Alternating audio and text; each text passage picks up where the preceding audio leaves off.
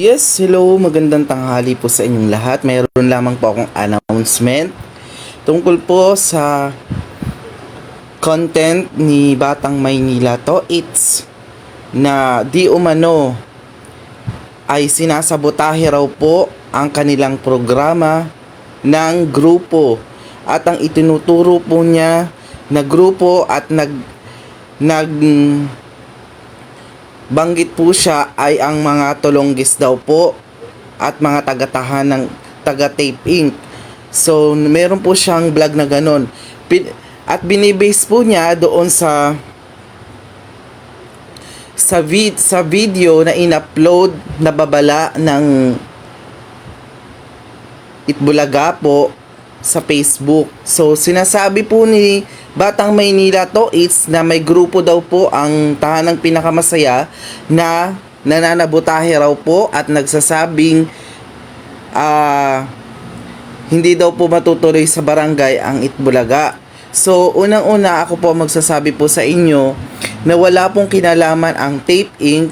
at Tahanang Pinakamasaya sa mga ibinibintang po nila. Huwag po nilang pagbintangan ang Tahanang Pinakamasaya kasi wala pong pakialam sa inyo ang Tahanang Pinakamasaya at wala rin pong panahon na bumuo ng grupo para pumunta ng iba't ibang barangay na kesyo sa probinsya rin raw ay may pumupunta daw na ganito. Wala pong ganyan, wala pong ganyan po ang na ginagawa po ang Tape Incorporated. Kaya bago kayo magbanggit ng pangalan at mandamay Batang Maynila to It's ay mayroon po kayong ebidensya. Kasi mas mahigpit po kung magbibintang po kayo ng ibinibintang mo sa taping na may grupo raw na nagsasabi na hindi daw matutuloy ang Itbulaga at ang pupunta daw doon ay ang Tape Bulagta at mga fake daw. So, hindi po totoo yan. Wala pong ganun ang Tahanang Pinakamasaya at wala rin pong panahon na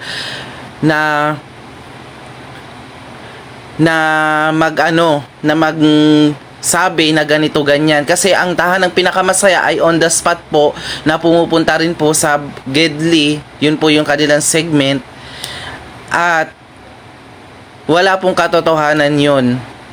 Hindi po ganun ang Tape Inc. na mag-aano po ng mga grupo-grupo at mag-aaksaya po ng oras para magsabi ng ganun. Huwag po kayong Batang Maynila to It's, huwag ka magbibintang sa amin kung kami ang pinapatamaan mo. Kasi kami po ay masaya lang at kayo lang din po ang gumagawa ng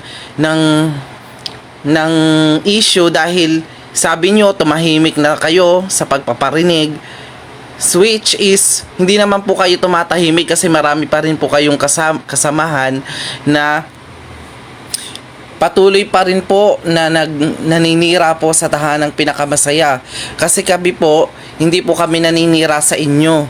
Kayo lang po ang hindi makatulog at nananahimik. Patuloy nyo pong dinidikit ang Tahanang Pinakamasaya sa Itbulaga para pag-usapan po yung show nyo. Dahil ang Tahanang Pinakamasaya po ay napapanood po sa malawak na network, ang GMA. Kaya po, nagpapasalamat din po ang Tahanang Pinakamasaya dahil punong-puno po ng ads.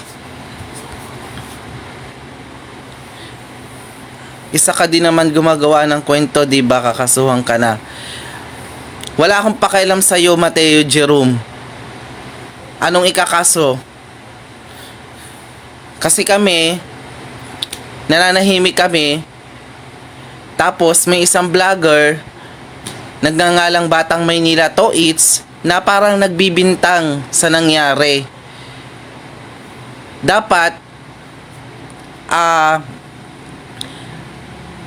alamin nyo muna kung totoo at may ebidensya, hindi yung sabi-sabi lang. Nananawagan po ako sa Tape Inc. na magsalita po ang nakakataas doon dahil hindi na po maganda ang ibinibintang nila kasi pinapasama nila yung Tahanang Pinakamasaya dahil sinasabi nila na ganito ganyan, pumupunta-punta daw sa mga barangay hanggang probinsya Yun nga po, pinanood ko po yung video, parang ang dating ay pinagbibintangan po yung mga pro tape. So wala naman pong pakailam kami sa mga ganun. Hindi po kami nag-aano ng mga ganyan.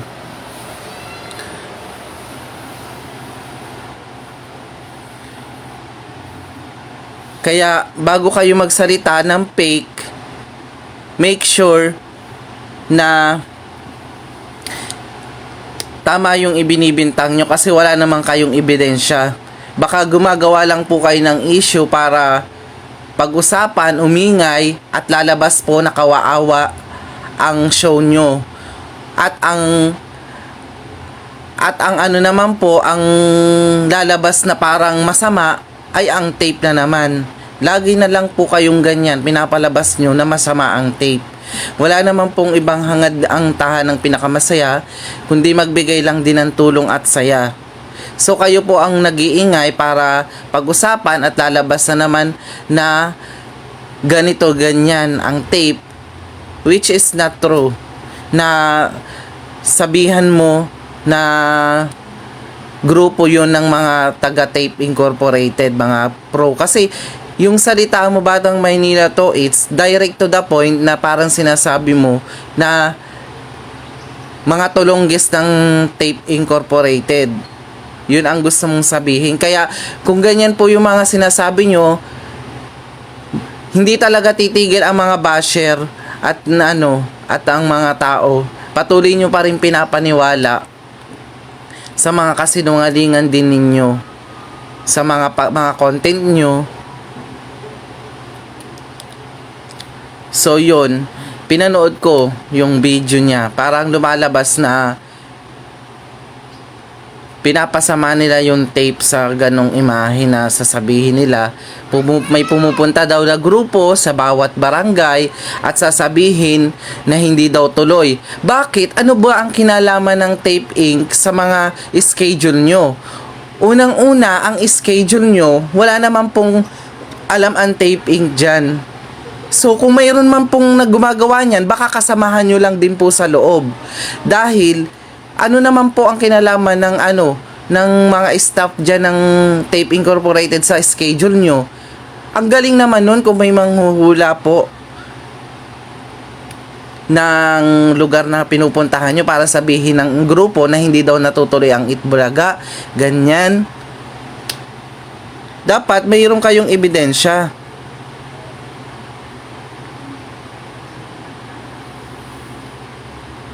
Totoo, Proilan, marami po talagang ads ang tahanang pinakamasaya ngayon compare po nung mga nauna. Talagang padalo po sa ads ang tahanang pinakamasaya.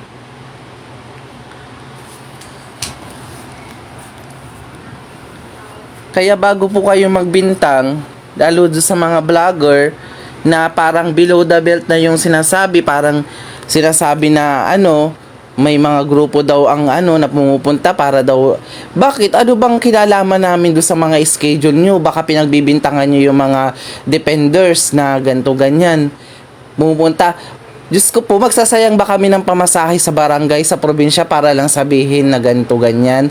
Dapat bago kayo magsalita niyan, mag-televise ng mga ganyan o kaya mag-post ng mga ganyan, alamin nyo kung mayroon ba talagang taong nagsabi, hindi yung sabi-sabi lang, kasi pwedeng ginagamit nyo lang din yung ganyang issue para lumabas na masama ang nasa Tape Incorporated. 'Di ba? 'Di ba, Lakay? Ganun ang ginagawa nila. Gagawa na naman sila ng issue para maging relevant na naman yung kanilang programa. Hindi katulad ng tahanang pinakamasaya, nasa istasyon siya at talagang hindi natin mapapagkaila talaga. Hindi natin pwedeng huwag tayong magpaka-impokrito na talagang marami pong nanonood sa TV through GMA7 ng tahanang pinakabasaya. Dahil ang GMA7 po, napakalawak po niyan. Kahapon, marami akong pinuntahan, namasyal ako. Marami pong nanonood ng tahanang pinakamasaya.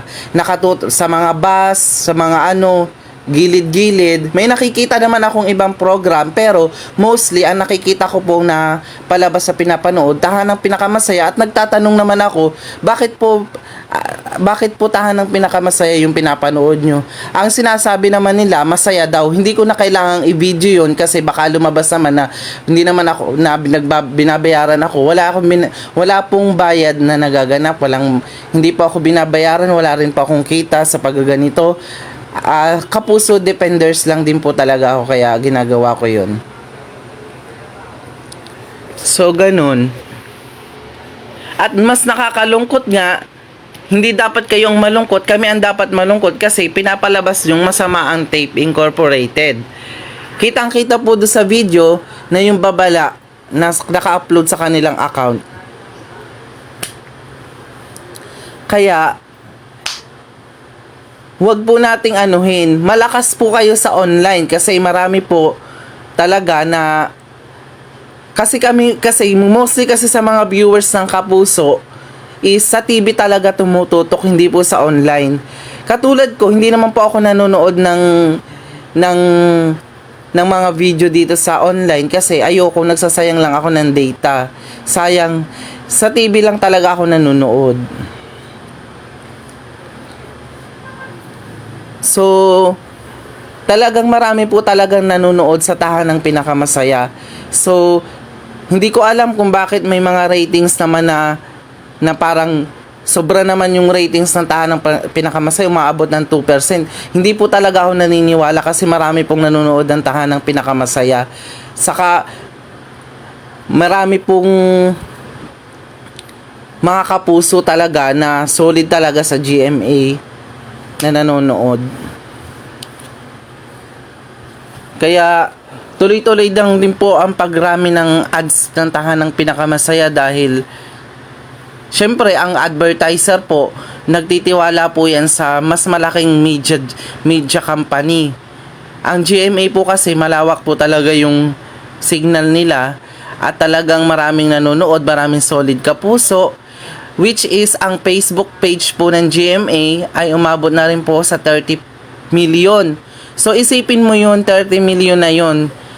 Mga solid kapuso karamihan doon. Hindi naman yan magla-like ng page kung hindi ka nanonood sa network na yan. Ikumpara nyo sa ibang page. Siyempre, ang GMA, marami talaga yung kasi matagal na yung network eh. Katulad ng ABS-CBN, marami ding nanonood dyan sa online. Bakit kamo? Dahil wala na silang franchise, wala silang network. So ang mga fans nila doon talaga sila manonood sa online. Doon talaga sila manonood sa online. Unlike po sa inyo na maraming nakatutok sa social media dahil sila yung mga solid na sumusuporta sa inyo. Yung views nyo sa online, 7 plus, 7K, which is sila yung walang kakayahang makapanood sa TV due to poor signal. So, kung ikaw, at saka yun yung mga mostly mga OFW na tumututok online kasi mga solid sila sa program nyo. Unlike po sa mga viewers ng Kapuso Network na talagang solid kapuso, malawak po yung reach ng GMA, so hindi na po sila magsasayang at magwe-waste ng load para lang makapanood. So kung ako, individual ako na fans, bakit ako magsasayang ng mas masarap panood sa TV? So ganyan po ang reality na nangyayari ngayon. Marami pong nanonood sa TV at maraming sa sulok ng Kamaynilaan, sa Luzon, Visayas, Mindanao, marami po ang maka-GMA dyan.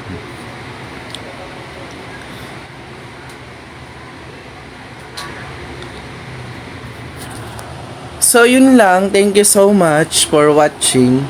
So sila lang po ang makakasagot yan. Inatake na Kaya naman, no? para ho sa ikakatahimik ng bawat company, let's all stop. Ipatigil muna ho ang paggamit ng Itbulaga at hindi ho nakakaganda sa bawat time show. Ang nangyayari, puro parinigan, puro siraan. So yun lamang ho. Sana makarating ito sa kataas-taasan o kung saan man makarating, sana magbigay respeto din kayo sa bawat both parties or both companies. Yung mga ingay mong hayop ka. Hey, y'all, come look at this. Sila ang TBJ Defenders. Pagtatanggol ang katotohanan sa mga bashers. Tunay ang kanilang dala, katotohanan talaga. Ano mang sabihin nyo ay di yan sa kanila uubra. Mga salita nyo na di katotohanan. Sila ang patunay na merong katotohanan. Wala silang kinatatakutan, basta nasa tama kanilang paglalaban. Ang TBJ ay kanilang susuportahan. Sila ang defenders na laging nasa likuran. JD Barra, Jake Magnus, Chris Ulo, Tita Messi. Sila ang nandyan